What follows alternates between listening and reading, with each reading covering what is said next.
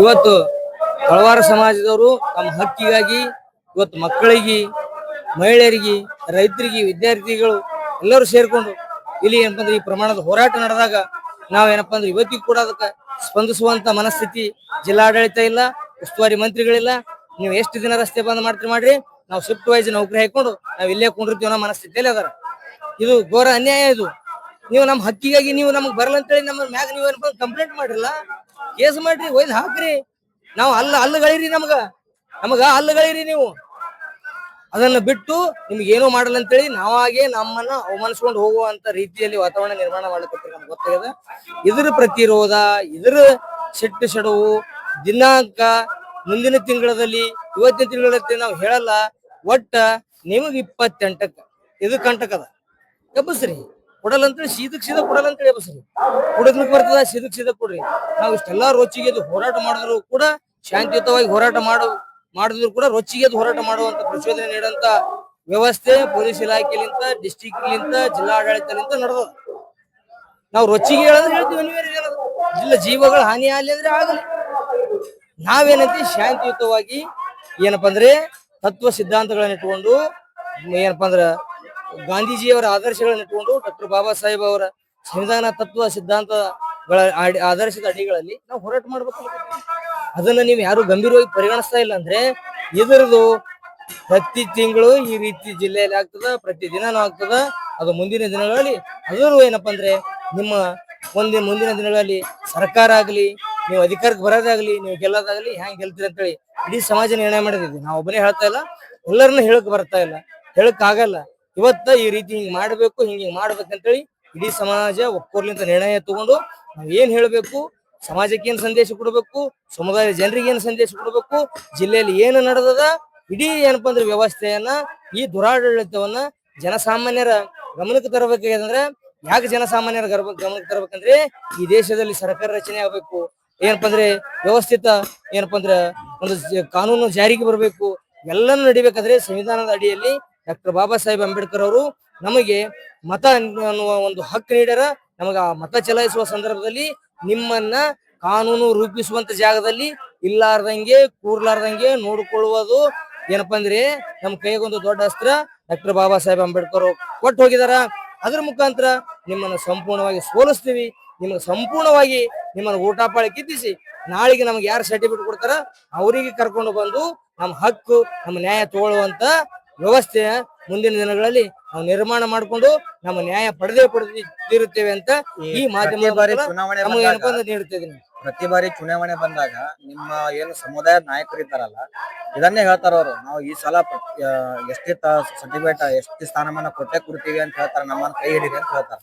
ಇದು ಮೊದಲು ಆಗಿದೆ, 20 ರಿಂದ 25 ವರ್ಷಗಳಿಂದ ಆಗತ್ತೆ ಇದೆ, ಮುಂದೂ ಆಗ್ಬಹುದಂತ ಬಹಳ ಜನ ಹೇಳ್ತಾ ಇದಾರೆ. ಆದ್ರೆ ಇನ್ನೂವರೆಗೂ ಅದಕ್ಕೊಂದು ತಾರ್ಕಿಕವಾಗಿ ಒಂದು ಅಂತ್ಯ ಸಿಕ್ಕಿಲ್ಲ ಅಂತ.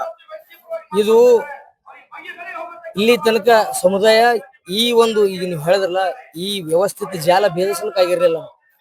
ನಮ್ಮ ಮುಖಂಡರು, ಹಿಂದಿನ ನಮ್ಮ ತಲೆಮಾರಿನವರು ಏನಪ್ಪ ನಂಬಿಕಸ್ತರು.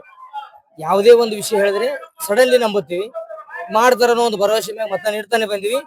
ಇವ್ರಿಗೆ ಏನ್ ಮನಸ್ಥಿತಿ ಅದ, ಸೈಕಾಲಜಿಕಲ್ ಆಗಿ ಮನುಷ್ಯಂದು ಏನಪ್ಪಾ ಅಂದ್ರೆ ಶಾರ್ಟ್ ಮೆಮೊರಿ ಪವರ್ ಅಂತ ಏನಿರ್ತದಲ್ಲ, ಆ ಸೈಕಾಲಜಿಕಲ್ ಆಗಿ ನಮ್ಮ ಯಾಕೆ ಕೆಲಸ ಮಾಡ್ತಾ ಇದ್ರು. ಅಲ್ಲ, ಹಿರಿಯರು ನಂಬಿಕಸ್ತರ ಅಂತ ಹೇಳ್ತಾ ಇದ್ರಲ್ಲ, ನಿಮ್ ಹಿರಿಯರ ನಂಬಿಕಸ್ತರ ಅಥವಾ ಬೇರೆಯವ್ರು ನಿಮ್ಗೆ ನಂಬಿಕೆ ದ್ರೋಹ ಮಾಡ್ತಾ ಇದಾರ? ನಮ್ ಹಿರಿಯರ ನಂಬಿಕಸ್ತರ ಸಲುವಾಗಿ ಬೇರೆದವ್ರು ನಂಬಿಕೆ ದ್ರೋಹ ಮಾಡ್ತಾ ಇದ್ರು. ಅಲ್ಲ, ಅದ್ರಲ್ಲಿ ನಿಮ್ ಸಮುದಾಯದವರು ಬರ್ತಾರಲ್ಲ ಹಿರಿಯರ ಅಂದ್ರೆ, ಅವರು ಕೂಡ ನಿಮ್ಮನ್ನ ನಂಬಿಕೆ ದ್ರೋಹ ಮಾಡಿದ್ರಲ್ಲ, ಅವ್ರು ಏನ್ ಹೇಳಿದ್ರು, ಇಲ್ಲ ನಮ್ ಸಮುದಾಯಕ್ಕೆ ಸಾರಿ ಸಿಕ್ಕೇ ಸಿಗುತ್ತೆ ಅಂತ ಹೇಳಿದ್ರು. ಇಡೀ ಕರ್ನಾಟಕದಲ್ಲಿ 22 ಜಿಲ್ಲೆಗಳಲ್ಲಿ ಎಷ್ಟೇ ಸರ್ಟಿಫಿಕೇಟ್ ಕೊಡ್ತಾ ಇದಾರೆ. ಈಗ ಬರೀ ಯಾದಗಿರಿ, ಗುಲ್ಬರ್ಗದಲ್ಲಿ ಯಾಕೆ ಕೊಡ್ತಾ ಇಲ್ಲ? ಪ್ರಬಲವಾಗಿ ಮುಖಂಡರು ಯಾರಿದ್ದಾರೆ ಇಲ್ಲಿ ಗುಲ್ಬರ್ಗದಲ್ಲಿ? ಒಂದು ಚಿಂಚನ್ಸೂರು, ಇನ್ನೊಬ್ರು ಕಮತ್ನವರು, ಅವರು ಕೂಡ ಒತ್ತಡ ಇರ್ಬೋದಲ್ಲ, ಯಾಕೆ ಕೊಡ್ತಾ ಇಲ್ಲ ಅವರು? ಇವತ್ತ ನಾವು ಯಾರ ಹೆಸರು ತಗೊಂಡು ದೊಡ್ಡವ್ರ ಬಗ್ಗೆ ಮಾತಾಡಲ್ಲ, ಕಾರಣ ಇಷ್ಟೇ, ವೈಯಕ್ತಿಕ ಬರಬಾರದಂತೇಳಿ. ಇವತ್ತು ಇಂಥದ್ದು ಒಂದು ದೊಡ್ಡ ಪ್ರಮಾಣದ ಹೋರಾಟ ನಡೆದ. ಈ ಜಿಲ್ಲಾಡಳಿತ ಉಸ್ತುವಾರಿ ಮಂತ್ರಿಗಳೇ ಇವತ್ತೇನಪ್ಪ ಅಂದ್ರೆ ನಮ್ಮ ಸಮಾಜದ ಮುಖಂಡರಲ್ಲಿ ಪ್ರೆಸ್ ಮೀಟ್ ಮಾಡಿಸ್ತಾರ. ಅದು ಬಹಳ ಸ್ಪಷ್ಟ ಅದು. ಅವ್ರಿಗೆ ಅಂಕಿಅಂಶಗಳ ಕೂನಿಲ್ಲ. 29,306 ಸರ್ಟಿಫಿಕೇಟ್ 2023ರಲ್ಲಿ ಕೂಡ ನಿಮ್ಮ ಸಮುದಾಯದ ಮುಖಂಡರ ಮುಖಾಂತರನೇ ಒಂದು ದೊಡ್ಡ ಭವ್ಯ ಸಮಾವೇಶ ಮಾಡಿದ್ರು. ಎಲ್ಲಿಯಪ್ಪ ಅಂದ್ರೆ ಗುಲ್ಬರ್ಗ NV ಕಾಲೇಜ್ ಗ್ರೌಂಡ್ ಅಲ್ಲಿ ಮಾಡಿದ್ರು. ಅವಾಗ ಏನ್ ಹೇಳಿದ್ರು, ಇಲ್ಲ ನಾ ಸಮುದಾಯ ಕೈ ಹಿಡಿತೀವಿ, ಅವರನ್ನ ನಾವು ರಾಷ್ಟ್ರ ಮಟ್ಟದಲ್ಲಿ ಗುರುತಿಸುವಂಗ ಮಾಡ್ತೇವಿ, ಮತ್ತ ಅವ್ರ ಮುಖಂಡರನ್ನ ಅಲ್ಲಿವರೆಗೂ ಕರ್ಕೊಂಡು ಹೋಗುದು. ಎಲ್ಲಾ ಏನ್ ಜನಗಳಿದ್ದಾರೆ, ಸಮುದಾಯದ ಜನಗಳಿದ್ದಾರೆ, ಅವರಿಗೆ ಅವ್ರ ಹಕ್ಕು ಏನ್ ಬರ್ಬೇಕು ಅದೆಲ್ಲ ಕೊಡ್ತೇವೆ ಅಂತ ಹೇಳಿದ್ರು. ಹೌದು. ಸೊ ಅಲ್ಲಿ ನಿಮ್ ಸಮುದಾಯ ಮುಖಂಡರು ಅವ್ರು ಬೆನ್ನೆಲುಬಾಗಿ ನಿಂತಿದ್ರಪ್ಪ ಅಂದ್ರೆ ಅವರು ಇನ್ನೂ ಅದಕ್ಕೇನೋ ಇದು ಮಾಡ್ತಿಲ್ಲ. ಅಲ್ಲ, ನೀವು ಬಹಳ ಸ್ಪಷ್ಟವಾಗಿ ಹೇಳಿದ್ರಿ. ಆ ಸಂದರ್ಭದಲ್ಲಿ ನಮ್ಮ ಬೇಡಿಕೆಗಳಿಗಾಗಿ ಮಲ್ಲಿಕಾರ್ಜುನ ಖರ್ಗೆ ಸರ್ ಹೇಳಿದ್ರು, ಈ ಚುನಾವಣೆದಾಗ ನಮ್ಗೆ ಗೆಲ್ಲಿಸಿದೆ ಆದ್ರೆ ನಿಮ್ಗ ಎಷ್ಟೇ ಕೊಡಿಸ್ತೀವಿ, ಮತ್ತೆ ಎಷ್ಟಿ ಮಾಡ್ಬೇಕಾದ ಸಂದರ್ಭದಲ್ಲಿ ನೀವು ಎಲ್ಲೆಲ್ಲಿ ಕರ್ಕೊಂಡು ಹೋಗ್ತೀರಿ ಅಲ್ಲೆಲ್ಲಿ ಬರ್ತೀನಿ ಅಂತಿದ್ರು.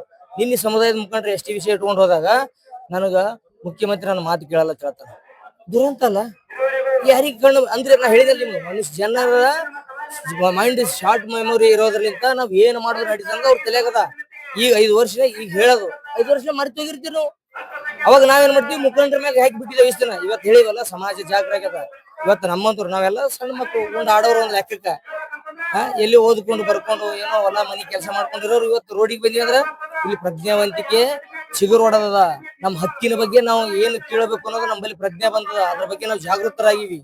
ಇವತ್ತು ನೀವ್ ಹೇಳಿರು ಇಲ್ಲಿ ತನಕ 40 ವರ್ಷ ಸುಳ್ಳುಗಳು ಇವತ್ತು ನಿಮ್ ಚರಿತ್ರೆ ಹೇಳ್ಕತ್ತಾವ. ಇವತ್ತು ಯಾವುದೇ ಅಲ್ಲಿ ಒಂದು ಇತಿಹಾಸ ನಿರ್ಮಾಣ ಆಗ್ಬೇಕಾದ್ರೆ ಯಾವತ್ತು ನಿರಂತರವಾಗಿ ಪ್ರಕೃತಿಯಾಗಲಿ ಜನಸಾಮಾನ್ಯರು ಅದ್ರ ದಬ್ಬಳಿಕೆ, ಅದ್ರೊಳಗ ತಾಕಲಾಟಗಳು, ಇವತ್ತೊಂದು ಭೂಮಿನೇ ಈ ರೀತಿ ರಚನೆ ಆಗ್ಬೇಕಾದ್ರೆ ಇಲ್ಲಿ ಎಷ್ಟೆಲ್ಲ ಪ್ರಯೋಗಕ್ಕೊಳಗಾಗಿ ಇವತ್ತೊಂದು ಸುಂದರ ಭೂಮಿ ಆಗ್ಯದ.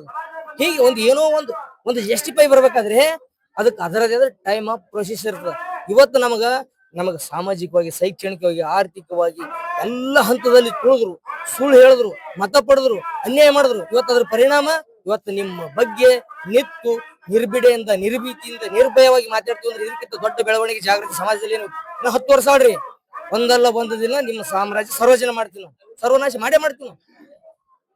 ಓಟ್ ಅನ್ನೋದು ನಮ್ ಕೈಯಾಗ ಅದ. ಇವತ್ತಿಲ್ಲ ನಾಳೆಗೆ, ಅವತ್ತಿನ ತರ ಯಾರು ದೊಡ್ಡ ತೀಸ್ಮರ್ಗಳು 1 ಲಕ್ಷ 2 ಲಕ್ಷ ಅಂತ ಗೆದ್ದಿದ್ರು. ಇವತ್ತಿಲ್ಲ, ಜಸ್ಟ್ ಮಾರ್ಜಿನ್ 10-15 ಸಾವಿರ ಓಟ, ಬಾಳ ಅಂದ್ರೆ 5 ಸಾವಿರ ಓಟ. ಈ ರೀತಿಯಲ್ಲಿ ಕಡಿಮೆ ಓಟಿನಲ್ಲಿ ಗೆಲ್ಲಿತದ. ನಾವು ಎಲ್ಲಾ ತಾಲೂಕದಲ್ಲಿ ನಿರ್ಣಾಯಕರಿ. ಈಗ ಕಳೆದ 1 ವರ್ಷಗಳಿಂದ ನೀವು ನಿರಂತರ ಹೋರಾಟ ಮಾಡ್ತಾ ಇದ್ದೀರಿ. ನಿಮ್ ರೀತಿನೇ ಬೇರೆ ಸಮುದಾಯಗಳು ಹೋರಾಟ ಮಾಡಿದ್ದಾರೆ. ಆ ಸಮುದಾಯ ಹೋರಾಟಕ್ಕೆ ಒಂದು ಅರ್ಥ ಸಿಕ್ತು. ಕೊನೆಯಲ್ಲಿ ಅವರಿಗೆ ಒಂದು ಮೀಸಲಾತಿನೂ ಕೂಡ ಕೊಟ್ಟರು.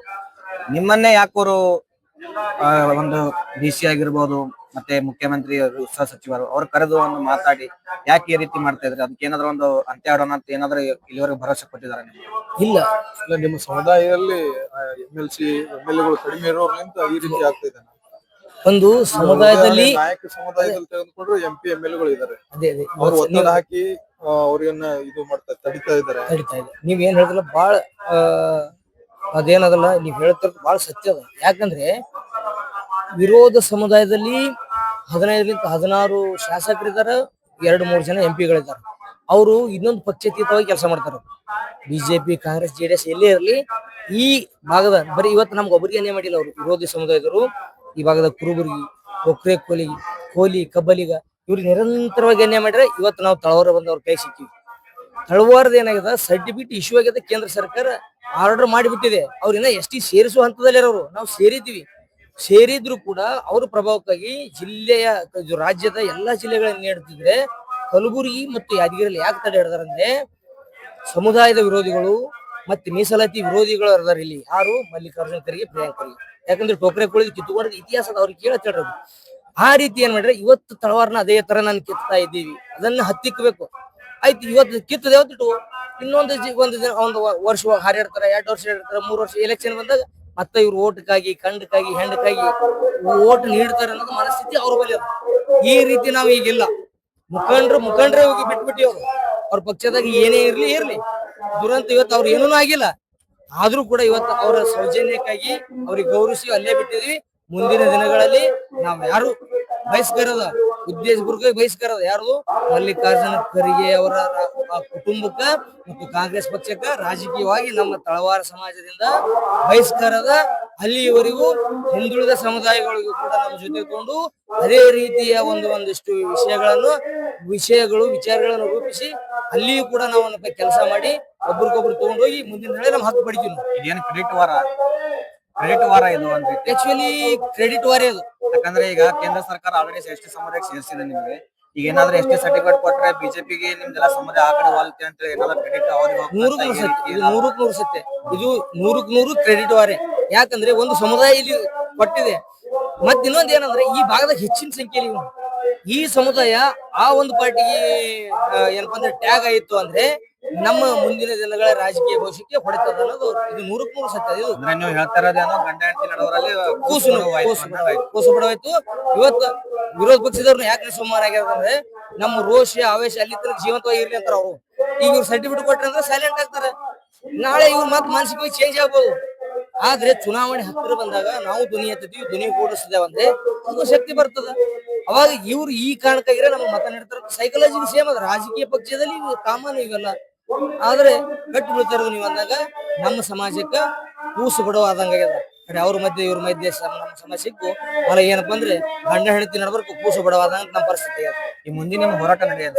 ನಮ್ಮ ಹೋರಾಟ ನಮ್ಮ ಹಕ್ಕು ಸರ್ಟಿಫಿಕೇಟ್ ಸಿಗತ್ತಾನ ಯಾವತ್ತೂ ಹಿಂಪಡೆಯಲ್ಲ.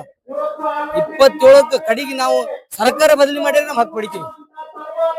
ಅಷ್ಟು ಗಟ್ಟಿ ನಿಲ್ಲೋದ. ನಾವು ಪ್ರಜ್ಞಾವಂತರಾಗಿವಿ. ಹಳ್ಳಿ ತಿರುಗ್ತೀವಿ, ಮನೆಗೆ ಹೋಗ್ತೀವಿ, ಕೇಡರ್ ಕ್ಯಾಂಪ್ಗಳು ಮಾಡ್ತೀವಿ. ವಿದ್ಯಾರ್ಥಿಗಳಿಗೆ, ಜನಸಾಮಾನ್ಯರಿಗೆ, ಮಹಿಳೆಯರಿಗೆ ಇದ್ರ ಕುರಿತು ಅವ್ರಿಗೆ ಏನಪ್ಪಾ ಅಂದ್ರೆ ಸಮಗ್ರವಾದ ಮಾಹಿತಿ ನೀಡ್ತೀವಿ. ಅವರಲ್ಲಿ ಜಾಗೃತಿ ಮೂಡಿಸ್ತೀವಿ. ಅವ್ರ ಬಲ್ಲಿ ಈ ಸೌಲಭ್ಯ ತಪ್ಪಿದ್ರಿಂದ ಏನ್ ಮಾಡ್ಬೇಕಂತ ಕಿಚ್ಚು ಹೊತ್ತಿಸುವಂತ ಸಂದರ್ಭ ಕೂಡ ನಿರ್ಮಾಣ ಮಾಡ್ತೀವಿ. ಧನ್ಯವಾದ.